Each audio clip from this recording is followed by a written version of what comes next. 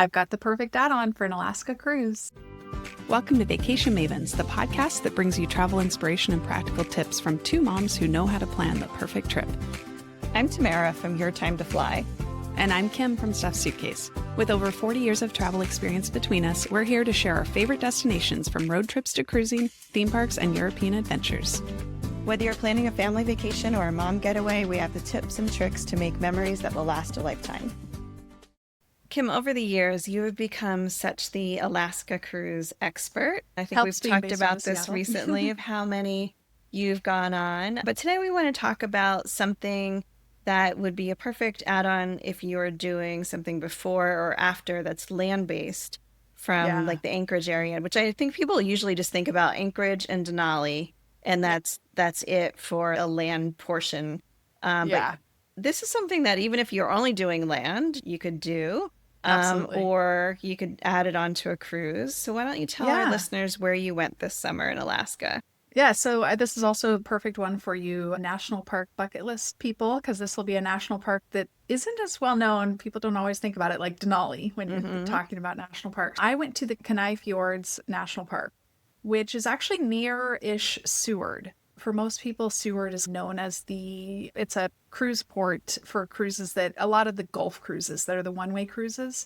So most of the round-trip cruises don't make it into there. They normally only do the Juneau, Ketchikan, those ones. But the one-way cruises often have Seward as a starting point. It's also a common spot for the railroad that can go up to Denali and Fairbanks area, which the famous Alaska Railroad, that I know a lot of cruisers do that to add on to their thing. So the Kenai Fjords is a national park that's a fjord, so it's water out in this beautiful protected area.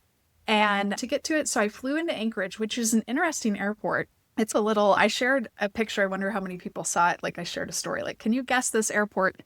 But it looks very remote. It looks like it's just floating out there on an island. And you come in on your approach quite differently to get lined up and everything. And it was windy on the approach. So it's it's a unique airport to land into. And we landed in Anchorage, hung out there for a little while, ate at a couple of nice places, and overnighted near Seward.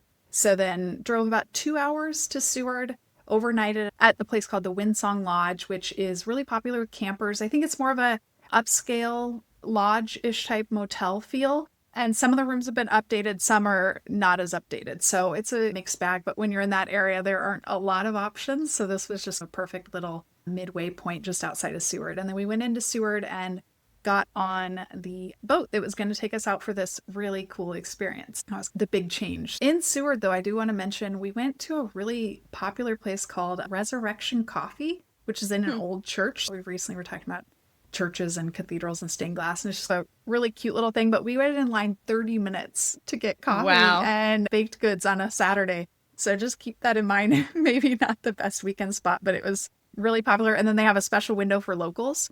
So if you're a local, of course, they cater to you and will serve you at the window, whereas the tourists, we have to wait in the 30-minute line. But so it was really cute. And it's like a kind of co-op-y art thing. They've got local artists, jewelry and prints and coffee, pottery stuff. And so it's cute.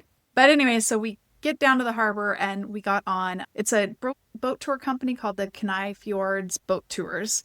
And they also happen to be part of this Pursuit collection that own different properties and different, I guess, activities. I don't know if you've ever done like the flyover stuff I know you've stayed at a couple of their properties. Yeah, I've stayed at their properties in Glacier, and I know they also have properties in Banff and Jasper. Yeah. And they run some of the activities like the Jasper Skytram. They run the Glacier walk in Athabasca. Yeah, and in Iceland they run Sky Lagoon, which is, I think, a really nice hot spring near Reykjavik. But anyway, so they own this boat tour company, but what they own that's really unique is a lodge, and it is the Kenai Fjords Wilderness Lodge that is out on this Fox Island, kind of in the heart of the Kenai Fjords National Park.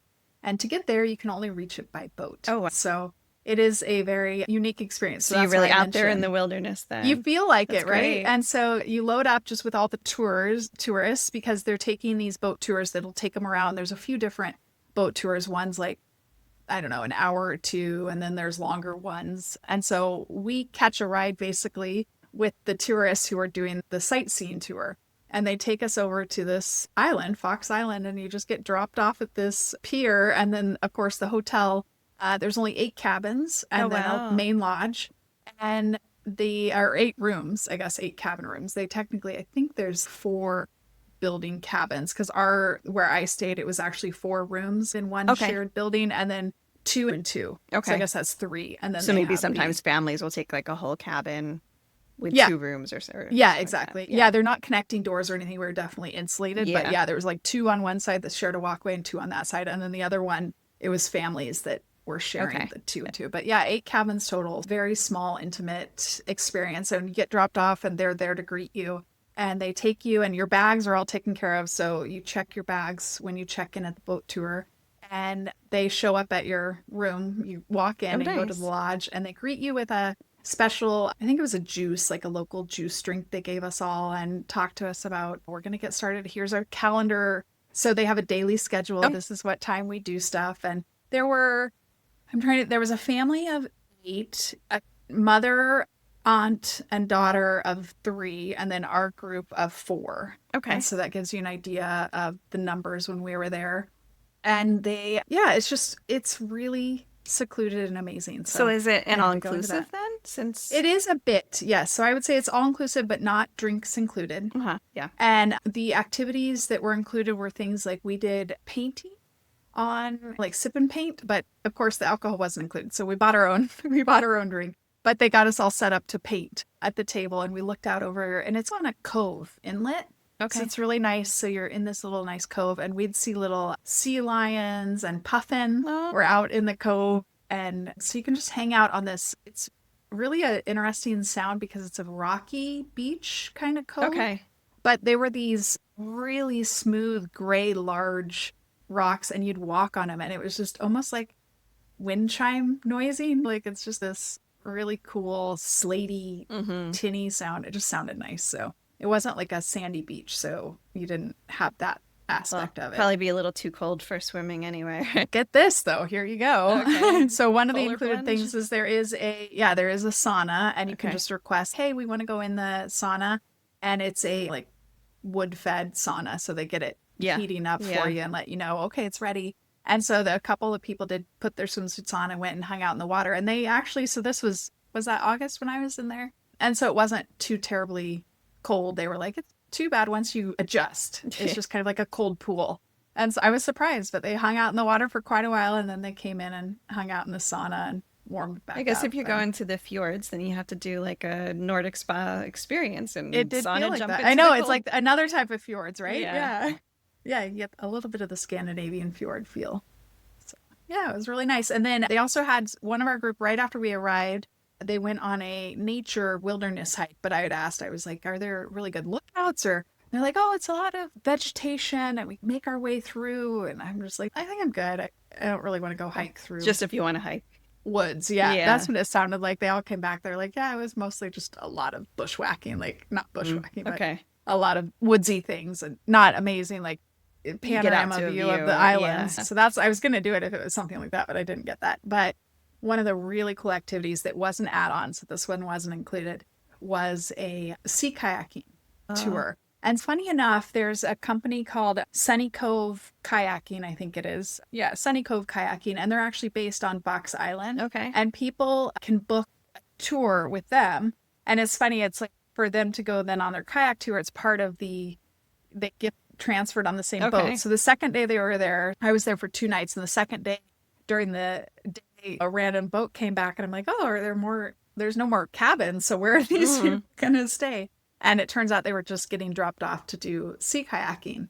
And then they got picked back up and Okay. taken off the island again. So there is a kayaking unit that operates out of there. And so we all had the same kayaking booked. The whole group booked it. We all went out on a tour, and they take us around the island. And it was amazing because the tides, like against the island, there were so many sea stars. And they were like really clearly just hanging on. And we saw that. And then we, of course, saw so many puffin. Tamara, you'd be so happy. Wow. And I don't know, it's the same puffin like in Seattle. We have puffin. So I don't know if it's different than Atlantic puffin. I don't know if we have Yeah, I don't Pacific know. puffins, Because but I know guess there's, there are Atlantic, so I imagine yeah, that's exactly. for a Yeah. reason. There's And at so I least know slightly that, different. yeah, there were two types of puffin, and some have the little horny like things, and then others didn't have the horns. So we had that. And then there was actually a porcupine on the island. Oh, It was the craziest thing. So we saw a porcupine, and they're big. They're quite large. And it's yeah. funny, I saw a porcupine once when I was in Juneau at Mendenhall Glacier. Was the only other time I've seen a Oh, interesting. porcupine. So yeah, surprisingly, Alaska has porcupines. Yeah. So that's great. So this is really one of the sad things about the only way that I've done Alaska is only on a cruise. And so I still feel like even though we did a 3-hour hike into the wilderness and like all this kind of stuff, like you haven't seen like the real Alaska until you've stayed. And I think staying in Anchorage is not going to do it for you. I mean, Yeah. Hannah stayed there this summer and I'm like, I have seen like Instagram where like a moose walks down the street in the middle of town. Like it's possible, but you're probably Yeah. not going to. But this Yeah, sounds like a exactly. very authentic kind of experience then. Yeah, and I will say Anchorage before I did actually peek in, I forgot to mention this. There's an Anchorage museum. I think that's literally just called the Anchorage Museum. And we did go in there while we were waiting for some other people to arrive on their flights before we headed to Seward. And it was a beautiful museum, like really cool exhibits. And they have an amazing native exhibit where they have the different nations, tribes, communities, the different ones all like what their outfits looked like and what their language looked like. And it's a beautiful exhibit. That was a really nice museum. And it's got a central open air atrium. And so it's like wings on the levels. Okay. So I always love when museums feel unique in a way, like there's kind of some design to the building itself. Yeah, definitely. So, yeah. So that was nice. But yeah, so back to the island, sorry. But I think the neat thing that stood out to me about this that people would, the reason I mentioned it at the beginning about being an add on for a cruise is I think cruises can be a lot of people and a lot of, even if you want to say you want to relax, you still feel like you're going. You've got to get up and go to this tour, or Right. you've got to catch the show, or you got like you still are doing stuff. And so I feel like this is a, like I took a nap while I was there, and I don't nap. I Yeah, haven't taken yeah, I a love nap that. unless I'm sick. And I was just so relaxed that I was actually able to fall asleep and take a little That's 30-minute great. nap. Yeah. So it just really lets you unplug. My cell phone did have signal.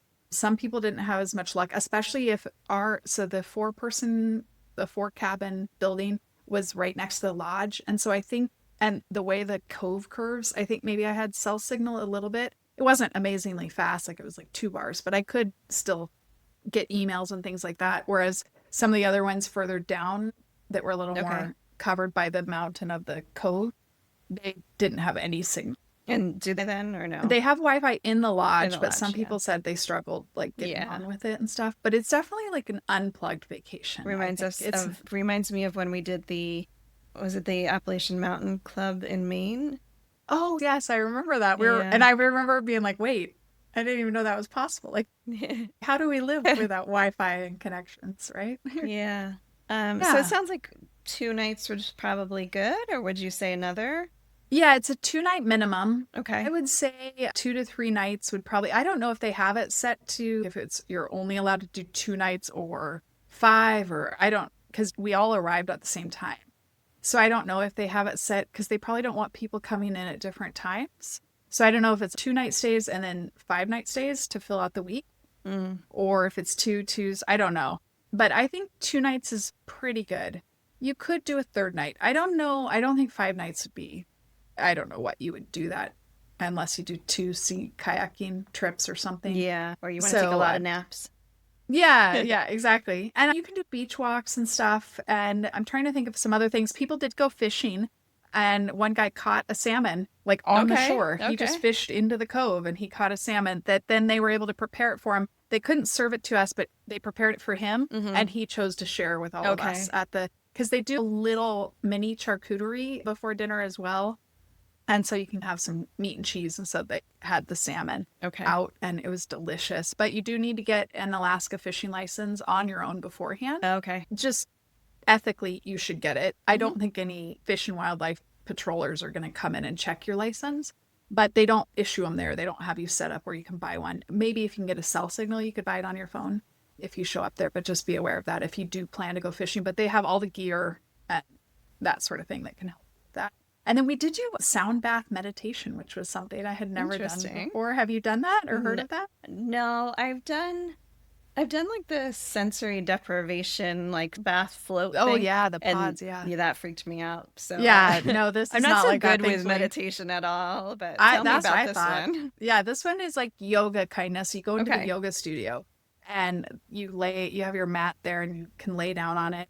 And then she just tells you to relax, and she's talking to you. And of course, my brain was going. And then she starts. There's the singing bowls, like ceramic bowls, the singing bowls, yeah. And she starts doing it and stuff, and it's so funny because I remember being like, okay, I'm still aware, and then all of a sudden it was like, okay, we're coming to a close, and I was like, wait, what happened to the other like 20 minutes? Good so I zoned out. I did, and I think it's just we had beautiful weather. It helps, of course. So I went walking on the cove along the water, and it just was beautiful. It's just nature at its best. Do you know what months that they're open? They are, I believe it's a May to September.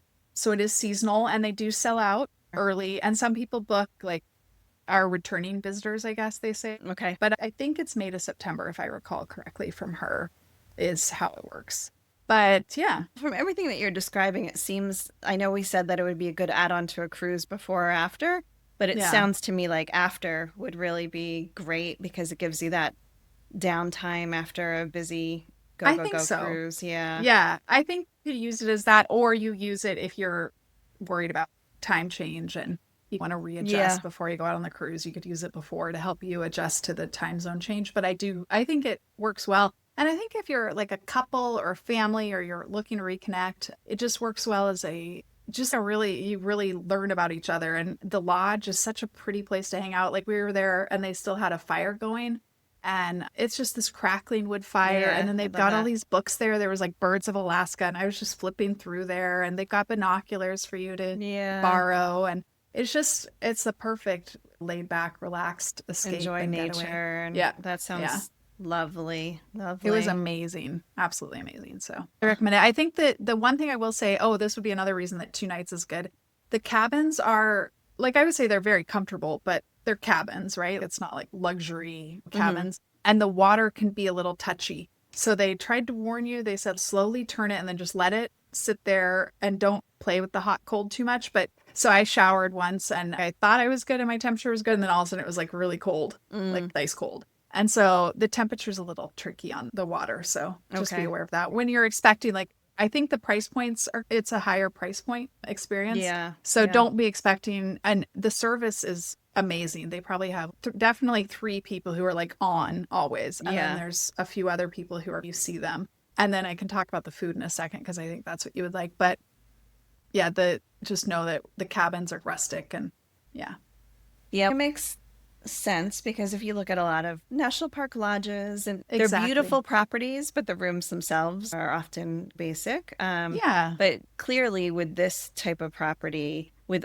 that few number of guests at any one time, that you have to have a decent amount of staff to service, you're going to have a price point that, where you can afford to staff up. But and the staff all live there. So they come out they're like, oh, I got placed here. And they're all excited. And so they just live in this little staff quarters area that's separate. Yeah. Yeah.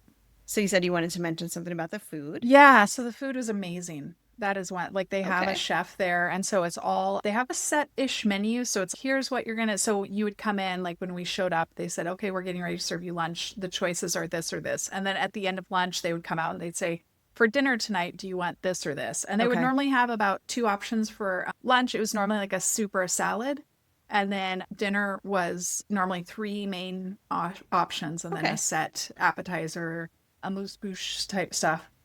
But the food quality was amazing. And it was the type of thing where you could. So for me, I was like, oh, I really want this, but I can't have mushrooms. Or there was another time there was something on it. And I was like, I like the way that side sounds, but I want this as my main dish. And they were like, let me talk to the chef. I'm sure it's fine. And they would be able to fix it. Yeah. Work around. It makes sense to do it with that few people. You can't have a Cheesecake Factory kind of menu. Yeah, exactly. That's how it was when I was on the Galapagos cruise. Like I can think of other things where it's a small number of guests. You want to present some choice, but you can't have the world. Yeah. When everything is being flown in. Yeah. or And the by food boat? presentation was just, yeah, it was great. I think you would have been happy with it. Nice. It was like the food was all, the quality was great. It's not like probably what you're fine, some of your Michelin star fine dining, but I thought it was, for me even, I thought it was Yeah. delicious. And I mean, I'm not a big foodie like you are, so I thought it was good. So, anything else that you want to mention about the property or what you did there? I think I mentioned everything. The painting, the sound bath. I think I mentioned everything. The sea kayak is definitely, it's an add-on, but definitely do Worth that. And it, then yeah. just definitely be. Oh, one thing to be aware of is bring like a battery pack and stuff. There's no plug outlets in your rooms, and they have limited like the lights are yellowing like Oh, cabin okay. lights and limited on battery packs. So you turn it on and just make sure when you're leaving you want to turn it off. Okay. But in the lounge building, in the main lodge, they have a table set up with multiple multi-port outlets. So people would just come for lunch or dinner and you'd plug stuff in Okay. there. But if you, and again, unplugged, so it's not like you're on your phone tons. But I had some shows that I was watching at night when my iPad, I wanted to keep it charged. So I plugged it in at dinner time so it was charged. But one time I had a battery pack that I was able to Yeah. use to help Yeah. charge it back up. But that's something to keep in mind. But yeah. Okay. And then the final thing I want to mention about staying there is included is, remember how I mentioned the Kenai Fjords boat tours? There's a few different routes that you can go Hmm. on. And one of them, their longest one, is called the Northwest or Northwestern boat tour. And it's about a 5 or 6 hour tour, if I remember correctly. And so when you stay on property, you get transferred out there by one of these trips, and then they continue and do their little tour. And then when you're getting picked up, this Northwest boat tour that left Seward's harbor comes and picks you back up, and we all get on board, and you have to be checked out, and they serve us breakfast right beforehand. And then we get on the ship and we go on to this 5 to 6 hour boat tour around Oh, wow. the Kenai Fjords And then it National drops you Park. back at And then Seward. it drops you back in Seward and you can continue on and do what you Okay. need to do. I'm assuming So that boat has a bathroom, yes, refreshments and things. two Okay. bathrooms. And they actually serve like a breakfast. They serve like cinnamon rolls for all the people right after they picked us up. Okay. They were like, oh, they've got cinnamon rolls Yummy. for everyone. And then they serve a lunch, which was a like quinoa burrito, actually. And tortilla chips was what was served for everyone. And the nice thing about that tour that I found is it felt small, like it wasn't too big of a ship. Like you Okay. didn't feel like there was tons of people. Like it was almost like, oh, I've seen those people. I know that person. It felt so it wasn't a giant Are we ship, talking if about that like makes sense. 50, 100, 20? I would say about 50 probably. Okay. Yeah, I'm trying to count the seats and I'd say about that. Yeah, 50 to 60 So I imagine probably. there was a lot of like outside deck Yeah, viewing so and there was a big, yeah, the front people would thing and then along the sides, but there wasn't tons, right? So people would move and let someone else hmm. have a view for a change. Yeah, And yeah. but this tour was amazing, Tamara. Like Okay. I definitely think this is, even if you don't do the stay on the island, like booking this tour if you're in the Seward Oh, good to know. area, Yeah. it was so amazing. It did get long. I will say that. Like it does feel long Mm. after a while, but it was just such a beautiful area of Alaska. I've never really experienced the Yeah. fjords like that there. And so we did see a juvenile humpback. We were late to the season, and he said most of the other ones had already left. I saw somebody who's there in July and they saw bubble nut feeding, like large humpbacks. Okay. So it's definitely, if you're going to do humpback whales, like that's a good opportunity. If you're early, just be a little earlier in the June, July. When you get into the August, September, they've migrated and are doing other stuff. So it gets a little late. So we did see one juvenile, tons. We did see an eagle, tons of puffin, Tamara, like we said, Mm. two different types of puffin. One had the little horns and all these bird nesting colonies. And he actually, it was funny, our captain is like anti-puffin. He thinks they're boring birds. It was so funny to hear him talk about this, but now I'm blanking on the bird. He loves I don't know, the cormorant maybe or something, but he thinks this other bird is amazing and it does all this stuff. And he's like, these puffin, they get all the attention and they're so basic, but these birds can do all this. So it was funny to have him. He was an amazing part of that is your tour person, right? Sure. He did an amazing job of just presenting everything. He was really personable. And then we saw stellar sea lions. Thank you. I was like, which kind? Okay. Stellar sea lion colony. We came in and they were like, "Rah, rah," like talking to us. And it was funny because we came across and there was some out on a kind of rocky area. And then inside another cove inlet was just so many others. And then there's the big male. And he was the one that was like looking at us, like barking at us, Yeah. like protecting his little Yeah. colony harem or something. I don't know. So it was cool to see all of that. And then we saw a couple waterfalls and then a few of the big things that I think make this so unique is the glaciers that we got to see. And we actually came into, I think it was called the Northwestern Glacier. That's probably why it's the Northwestern Tour. You come to the Northwestern Glacier, and we actually go into this cove where it's all the ice hanging out in the water, and you've got all the seals hanging out on little ice chunks that you can't even really tell because you don't realize how it seems so small, and then you realize like there's a seal on a piece of ice that I can barely see. That tells you how big and grand this is. But you come through this thing, and it's just a gorgeous, one of the most beautiful up close glacier experiences I've had. Okay. Really blue, really beautiful, and calving happening like right there. Wow. It was just beautiful. So gorgeous. And then they actually scoop out some of the ice of this glacier ice, and you can get a glacier margarita. So our person that we were with bought us all blue glacier margaritas made with glacier ice that they pulled out of the water. Fun. So a fun little experience. But yeah. So that kind of wrapped up. So I just wanted to add that because that's included with your stay on the Kenai Fjords Wilderness Lodge, is you get to do this at the end, and it's a perfect little closure. Just so nice. And then you go back to Seward, and we had dinner there and headed back to the Windsong Lodge for one more night. And then we all flew out the next day out of Anchorage Airport. And you definitely need, I think a car works well. They do have off-site parking, and I think it's included if you're staying at the lodge as well. So if you do rent a car in Anchorage and drive your way and everything. But the Alaska Railroad does go in and out of Seward. There's a route, and they try and time some of this stuff to make sure people can get on the railroad if they're taking it somewhere else. But yeah, that's kind of it. Great. We mentioned Alaska cruises a lot this trip, and I think that you have some news that you wanted to share regarding Alaska cruises and anyone that's considering taking one in the near future. Yeah, absolutely. I do have very exciting news. I have self-written, self-published a Alaska cruise guidebook. So if you or someone you know is thinking about taking an Alaska cruise, I have written this book, poured my heart and soul into it for over a year. I think it feels like it's been in thought process for longer than that, but I definitely took time writing it to really help. I think it's covering, I just want to say it'll help you figure out what cruise line you should be with. Also, what things to think about when you're thinking about booking a cruise. Like I mentioned for this, are you doing a one-way cruise? Are you doing a round-trip cruise? Also give some tips like going in and out of Seattle or Vancouver, the places to stay, because that's one of the most common things. I give you my advice about places to stay, things to do. Big thing to know going into 2026 is that the World Cup is being played in Seattle and Vancouver, and hotels are already booked. So if you are thinking you're going to take an Alaska cruise in July of 2026, you might want to rethink that. Later in July or early in June. If it's mid-June to mid-July, you're going to have trouble with hotels. So heads up on that one. And I mentioned that in the book. And then, of course, all the preliminary stuff about excursions, what ones to pick, what each port is known for, things to do if you don't want to book a cruise excursion, and then packing lists, all that. So really excited about that.